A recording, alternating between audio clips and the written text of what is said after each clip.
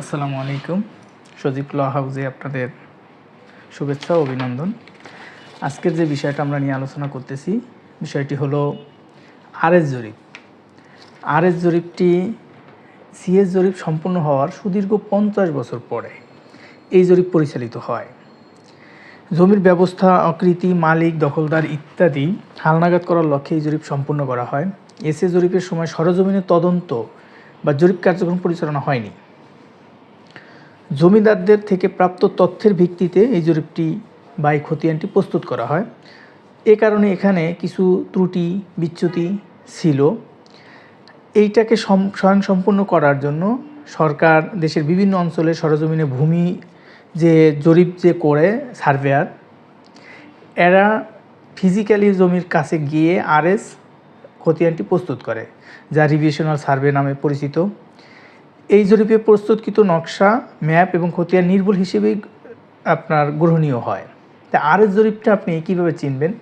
আমরা প্রথমে কিন্তু আলোচনা করেছিলাম সিএস থেকে এসের মালিকানা আসতে হবে, এসএ থেকে আরএস মালিকানায় আসতে হবে।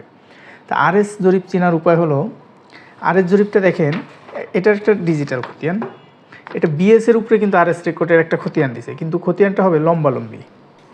সিএসের মতোই হবে আরএস খতিয়ানটা, তবে দুইটা পার্ট থাকবে না, একটা পার্ট থাকবে।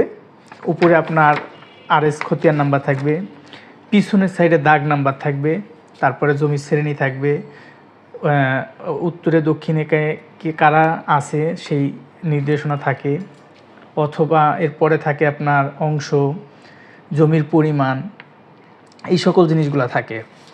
আমরা ঢাকা শহরে বা বিভিন্ন বাংলাদেশের ভিতরে আরএস যে জরিপগুলো হয়, এটা আপনার 1984 সালের দিকে শুরু হয়। এখনও বিভিন্ন জেলায় চলমান আছে, আবার অনেক জেলায় শেষ হয়ে গেছে, ম্যাক্সিমাম জেলায় শেষ হয়ে গেছে। তা আমরা 3টা রেকর্ড সম্পর্কে জানলাম। দেখেন, সিএস থেকে আরএস পর্যন্ত মালিকানা কিন্তু মিল থাকতে হবে। তো মিল থাকার পরবর্তীতে কিন্তু আপনি জমিটা কিনতে পারবেন। এখন যদি আপনি একটা রেকর্ডে ভুল পান, বাকি একটা রেকর্ড সঠিক আছে, বাকি 2টা রেকর্ড ভুল আছে, মালিকানার তথ্য মিলে না, এই জমিটি আপনার কেনাটা ঠিক হবে না। যে বিক্রি করবে তাকে বলবেন আপনি সমাধান করে দেন, আমার কাছে বিক্রি করতে আসেন। কারণ ভাই, একটা জমি কিনবেন, আপনি সম্পদ কিনতেছেন। এই সম্পদ কেনায় যেন আপনার এমন কোনো ক্ষতির কারণ না হয়। একটা সম্পদ কিনে যেন আপনার সারা জীবন কোর্টে দৌড়াদৌড়ি না করা লাগে। এজন্য অবশ্যই জেনে বুঝে শুনে ভালো একজন অ্যাডভোকেট দেখাইয়া, যে সিভিল প্র্যাকটিস করে, জমি সম্পর্কে যার আইডিয়া আছে তাকে দেখাবেন। দেখানোর পরে জমিটা কেনা আপনার উচিত হবে। আসসালামু আলাইকুম।